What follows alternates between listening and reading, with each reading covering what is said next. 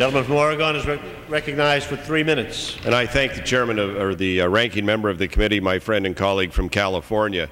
But tonight, Mr. Speaker, I must rise tonight to strongly urge my colleagues on both sides of the aisle to help us deal with a very real emergency in the West and across the country by supporting this measure to fund rural schools, roads, and to help make sure that our farmers and ranchers and those who fish get the disaster aid that they've needed for some time. And I have to forcefully disagree with the statement of administration policy issued by this administration which threatens a presidential veto.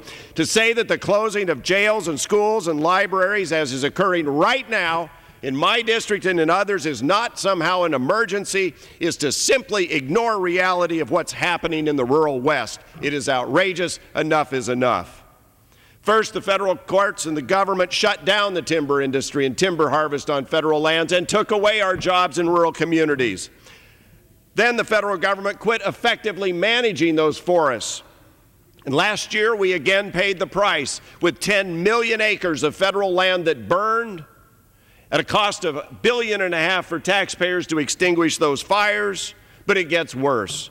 The federal government has failed to replant 1 million acres of federal forest lands, America's forest lands that have burned over the years. And now it's broken the 100-year promise to the rural communities who used to depend on the revenues from these forests that now aren't even managed. And now the president threatens to veto this emergency funding bill designed to pay for firefighting, designed to pay for fishermen whose season was shut down last year, and to pay for keeping schools open and jails open and roads open and providing disaster aid to farmers and ranchers. And if we don't do this advanced funding for firefighting, they'll dip into the accounts of the Forest Service and they won't do the very kind of work that needs to be done in the forest to prevent these kind of catastrophic fires that we're seeing over and over and over again.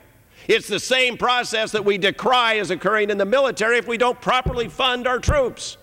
They'll rip into these accounts, they'll cancel the contracts, and they'll set us behind. That's what happens to the Forest Service. Enough is enough. The president should not veto this bill, and this Congress should pass it.